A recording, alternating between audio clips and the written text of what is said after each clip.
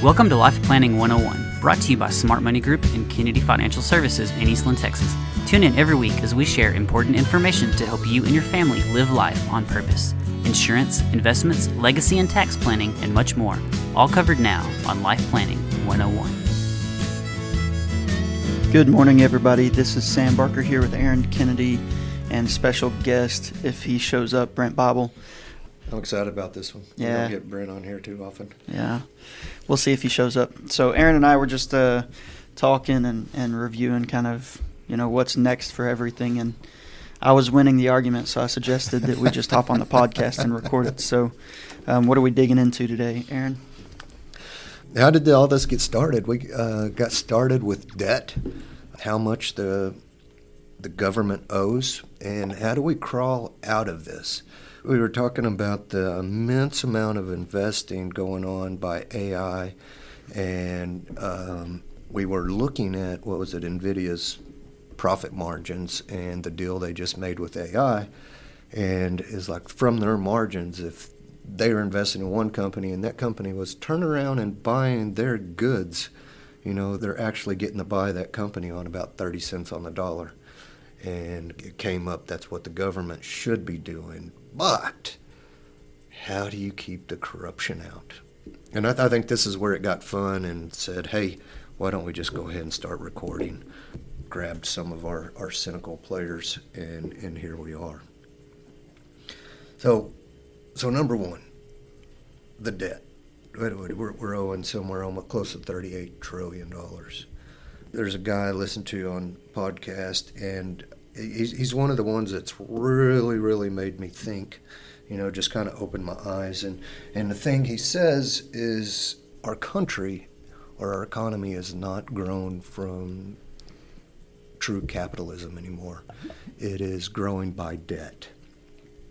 And he says we have to increase our debt by at least 3% a year or our economy will stagnate.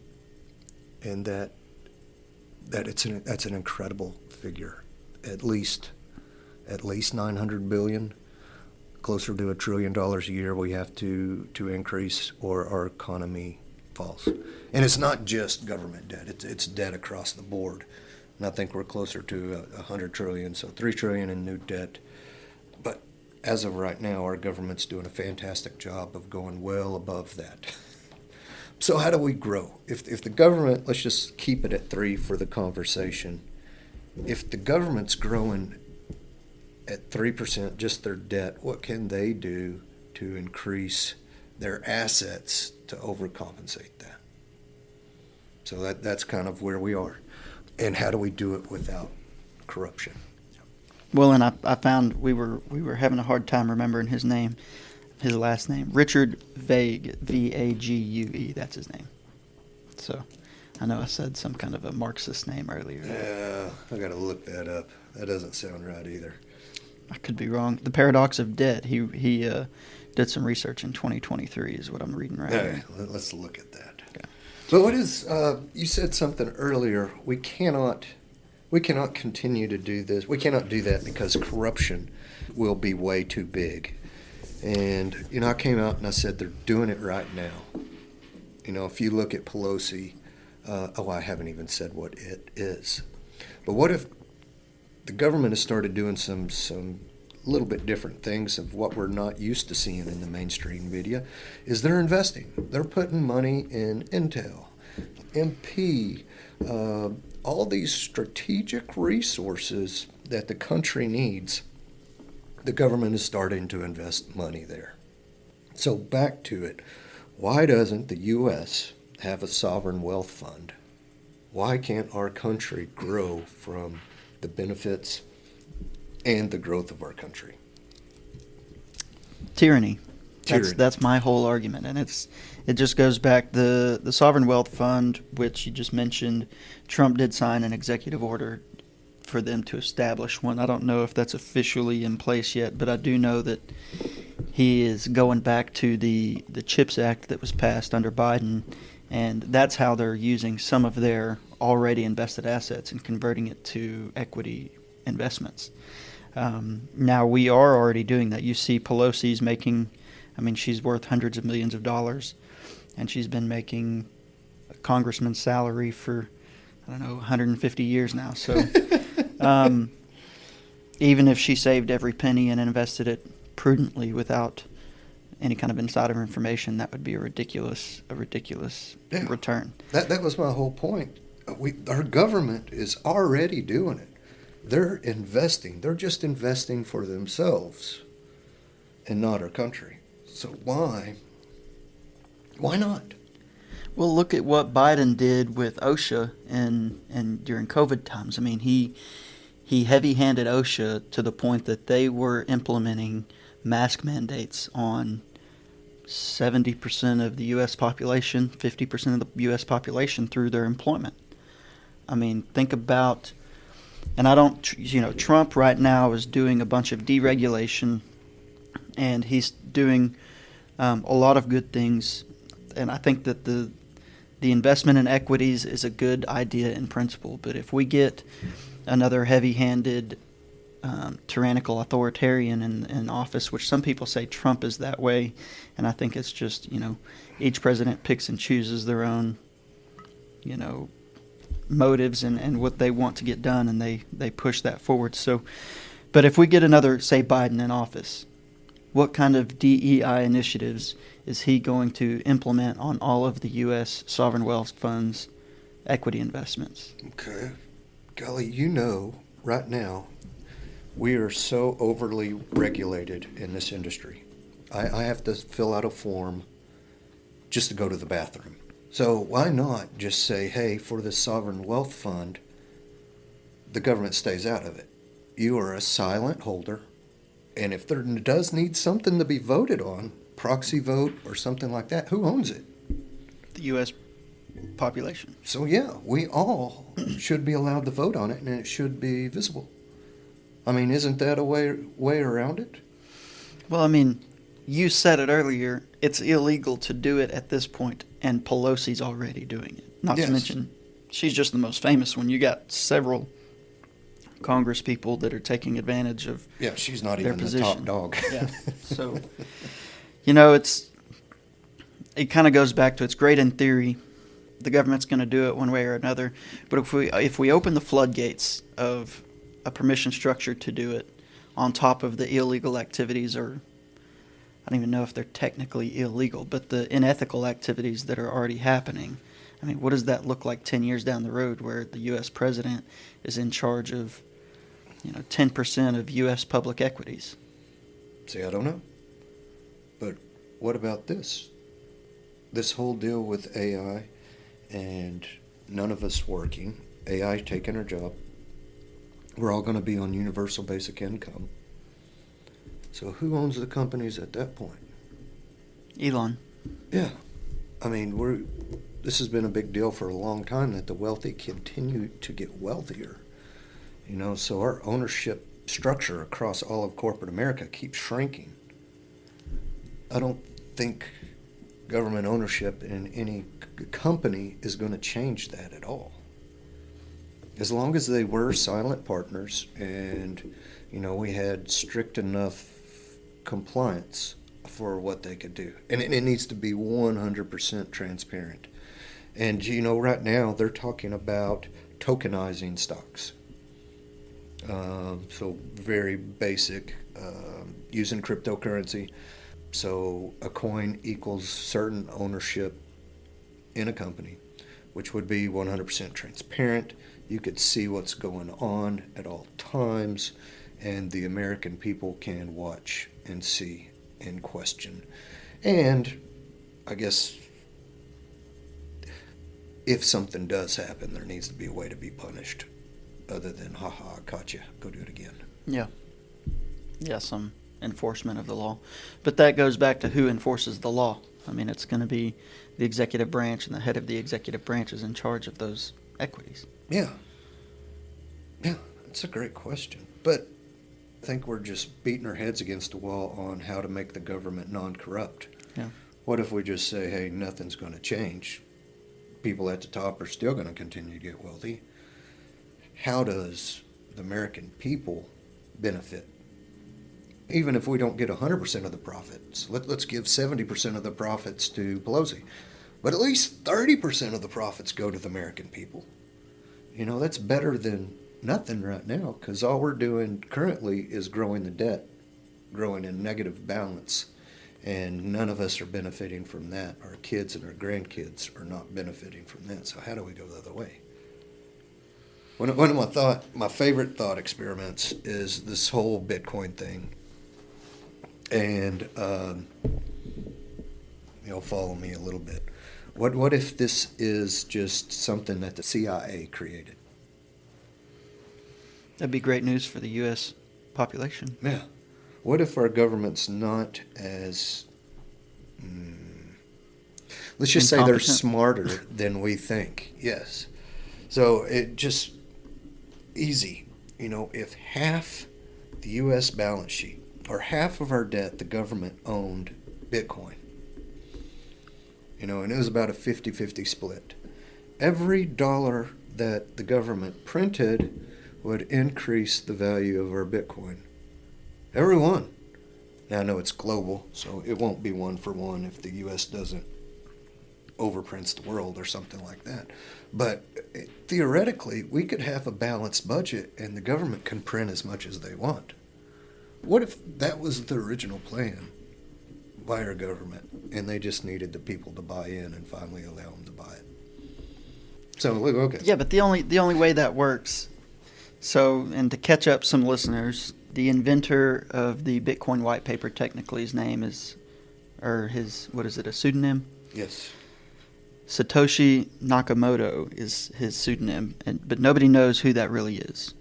And so the approximate value of the Bitcoin that he, quote unquote, or they own is 128 billion. So if the U.S. government created Bitcoin, they are Satoshi, and so that's the only way that works. Well, you talked about spending trillions on Bitcoin earlier. Yeah, they need to make a bigger investment. But that will neutralize whatever amount that they have in Bitcoin will neutralize their spending. So they need a tremendous amount more. If they do that, does that not turn the dollar into? I mean, they can still print their dollar away into nothing. But their Bitcoin continues to increase. So the dollar turns out to be a moot point. I mean, it's just a piece of paper. Just a unit of account. That's all it's supposed to be anyway. It's supposed to be a store of value, but you know, since the gold exchange, you know, that's decreased by about 90%. So even the U.S. dollar doesn't hold on to the definition of money. Anyways, fun thought experiment. Yeah. So, same thing as investing in America. What if the U.S. government bought companies that will benefit or will help our country grow in the future? And if it's just averages, if our equity stake can grow at 10% a year or double every 7 years, and our debt is growing at 3%, you know, we're growing out of our problem. The people benefit, our country benefits. That's the thing we're lacking is actual growth. Well, and we're also lacking, discipline. So we're currently spending 6% more than we take in every year, or that's our deficit. If we can get that down to 3%, why can't we get that down to 0%? Why can't we run a balanced budget? If we can get it down to 3%, which is what theoretically we should be doing with a 3% growth rate in the debt. Corruption. And we got to get used to it always being there. It's never going to go away. So then we're not going to get but that's my point, is that it's always going to be, government corruption is going to make this inoperable. You have your corruption pushing the deficit above 3%. You have the corruption making the sovereign wealth fund a bad idea because we move away from a market-based economy into a centralized government economy. Yeah.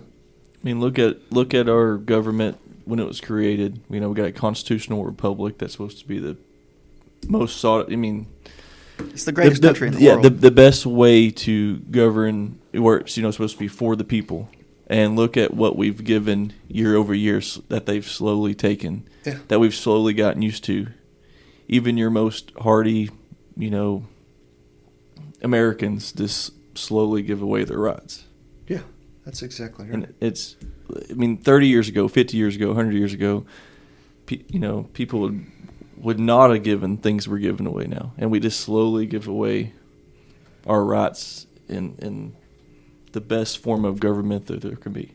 I got a buddy. I've been hunting with him a couple times, and we were in New Mexico, and we were talking about freedom, and he was telling me, "Do you really think you're free?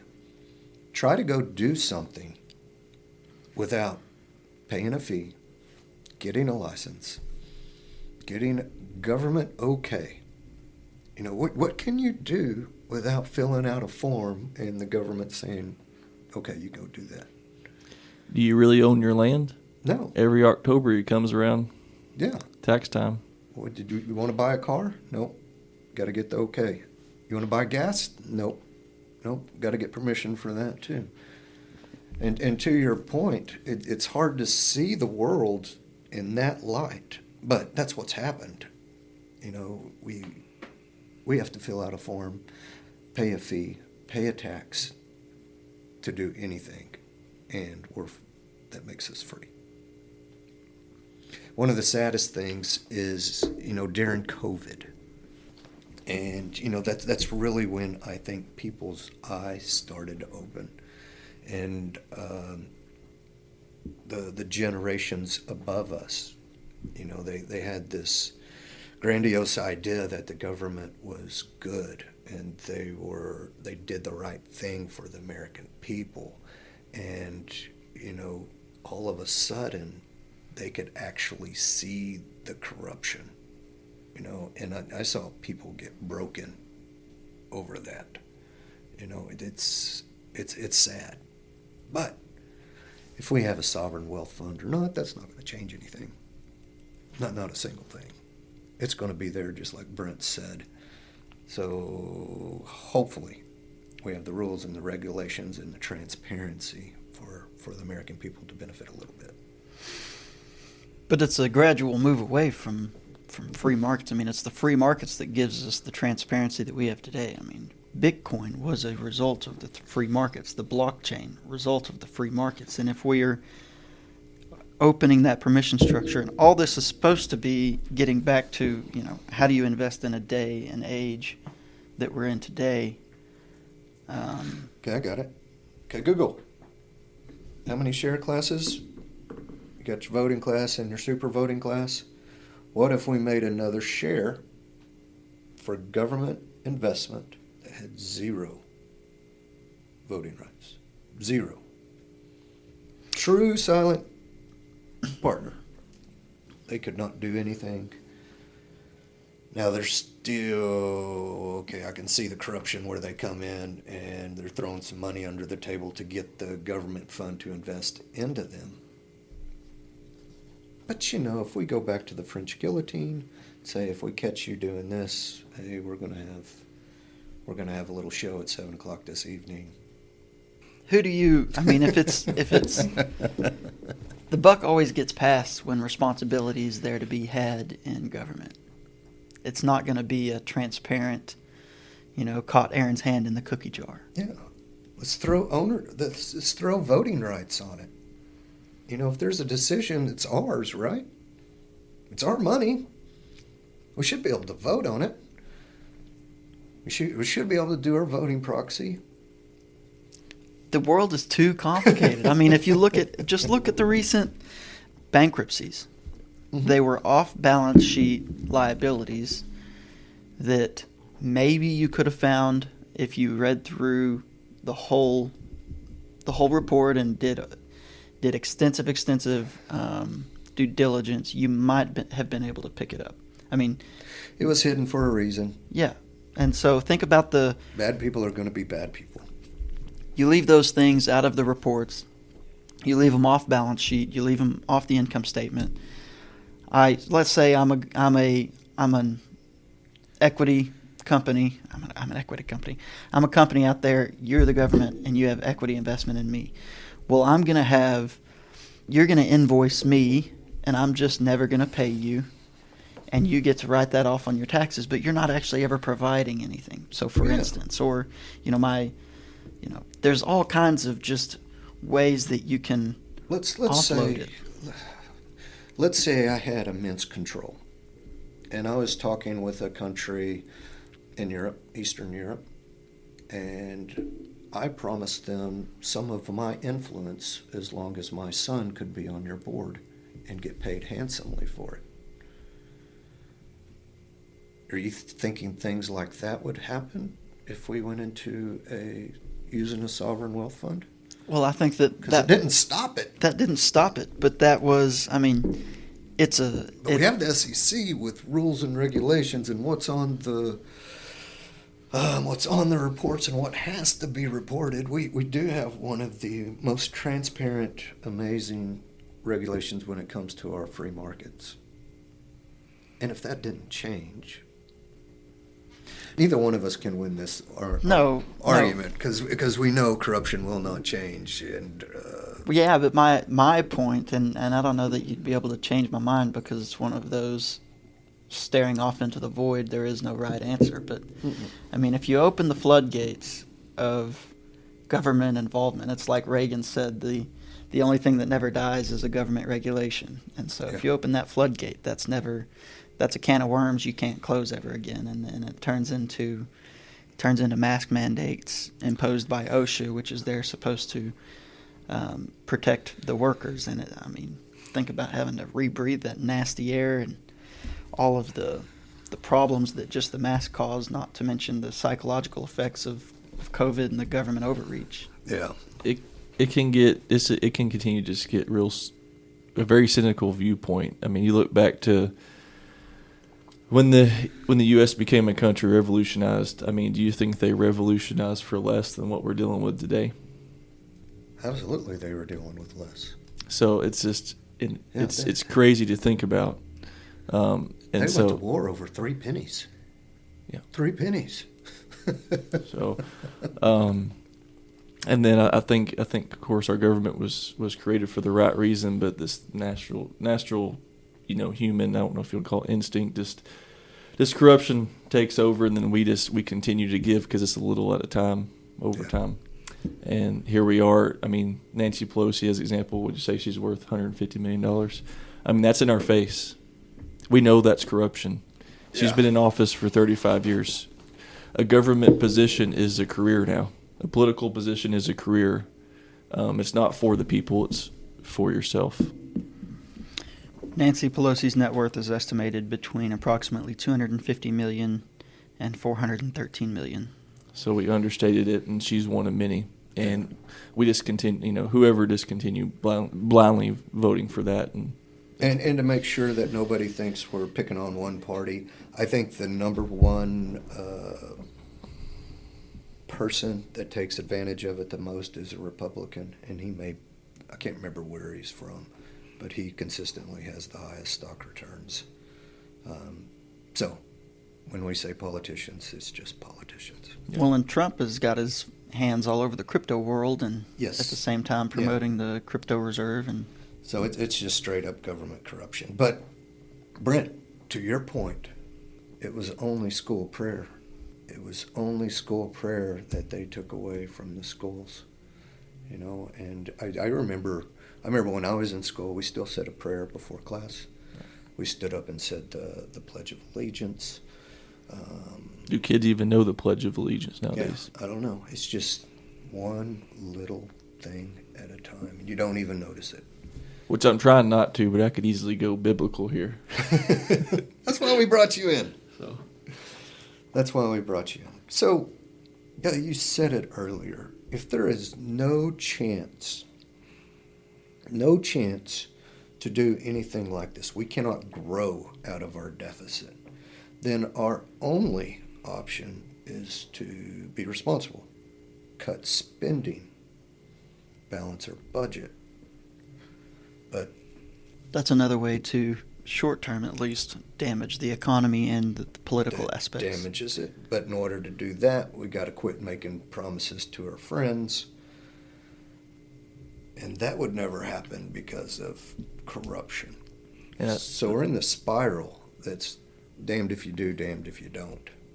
It takes courage, and it takes an insane amount of change to move away from corruption. And you even look at the courage in someone trying to make that change, and you look at the human flaw. Even I think we've had people that went into government initially and had the right mindset and were for the people. Then this takes a little bit of temptation of what they can have in that position, and then it's all. I believe the mass majority of them go in for the right reason. But the first time you do something that's unethical, even if you don't believe it's unethical, they got something over your head and they got you from here on out. So I've had several conversations about that. You always seem to find really good people, and then a couple years later it's like, who are you? And nice Lamborghini. And I mean, look at the split of the country, regardless of what you believe or not, without getting to the weeds of that. Like, 4 or 5 years ago, we're talking about the tyranny we're dealing with, and then we're looking at now a protest of the complete flip of we're dealing with tyranny. Yeah. People have a set mindset of this is what we're dealing with, and it's so flip-flopped of right and wrong, good and evil. There doesn't really seem to be a right or wrong anymore. It's either my party or your party, and there's no right or wrong within there. And without having much knowledge of it at a young age, I think anyone would agree. You talk to someone, like baby boomer age, where there was a point where there was a sense of unity, even within the government corruption, a sense of unity of both parties where they were still working together. That is completely gone. We're American. Yeah, that is completely gone. If you're a Democrat, we cannot agree on this. And we're going to, or vice versa, Republican, we're going to completely go against each other regardless of what we believe or feel. Because we're seeing right now with the government shutdown, I wish somebody would stand up and say, hey, let's think about the American people. What's the best thing for them? Right. And I think it's been a while back. I was looking, back in elections in 60s, even the 70s, where people were voting, and trickling down from the president, vice president on, of course, people were voting both ways on different candidates, different candidates, but different positions of what they believed in. It wasn't, I got to vote Republican all the way down or Democrat all the way down. It's like, I'm going to vote for my belief in that because you didn't have such a split government, too. It starts at the top, of course. To your point, I never really understood that until probably the last 8 to 12 years. I would vote on the candidate, and I'm guilty now. Myself as well. Straight ticket. That's horrible. It's not the way we should be. And I will call myself jealous, or it's almost an uneducated vote just for party. Because there's good people on both sides. Yeah. And I think we all could. But you're not supposed to say that. You're not supposed to say there's good people on both sides. That's probably going to get me. Sorry. Go ahead. What is that called? They're going to delete me or cancel. I'm getting canceled. Yeah. Being deleted in today's day and age means you're going in a coffin. So if you're canceled, that just means that you're out of the mainstream. You're not allowed to be referred to without being. Could you imagine how nice that would be? Aaron, you're in so much trouble. Nobody's going to text or call you for next year. Yeah, you're banished out to the woods of Colorado, up in the mountains. No one wants to see you. What do you have to do? What do you have to do to get there? That's a dream. Yeah. Well, anyways, what does everybody else think? If you have ideas, to me the problem's simple: grow out of it. And if it's just and today our growth is nothing but the taxes the government receives on GDP growth. They take a little portion or it's not a little portion, a big portion of everybody else's hard work. What if we could grow a different way? ideas, thoughts. I'd love to hear from everybody. Guys, this has been fun. Anybody have anything else? If y'all are calling in about politics, Aaron's the guy to talk to. Don't talk to me. We don't have to do that. Thanks for showing up, Brent.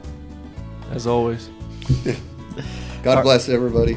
Have a great week. Have a great week. That's another episode of the Black and White Market Minute on Life Planning 101.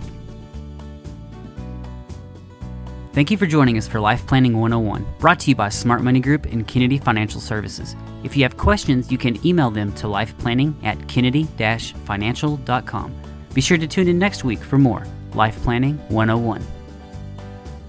The opinions expressed herein are those of the firm and are subject to change without notice. The opinions referenced are as of the date of publication and are subject to change due to changes in the market or economic conditions and may not necessarily come to pass.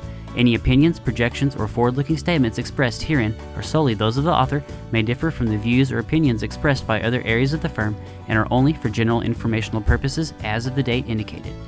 Securities offered through Calton & Associates Incorporated, a registered investment advisor, member FINRA SIPC. Investment advisory services offered through Smart Money Group LLC. Kennedy Financial Services and Smart Money Group LLC are separate entities and are not owned or controlled by Calton & Associates Incorporated.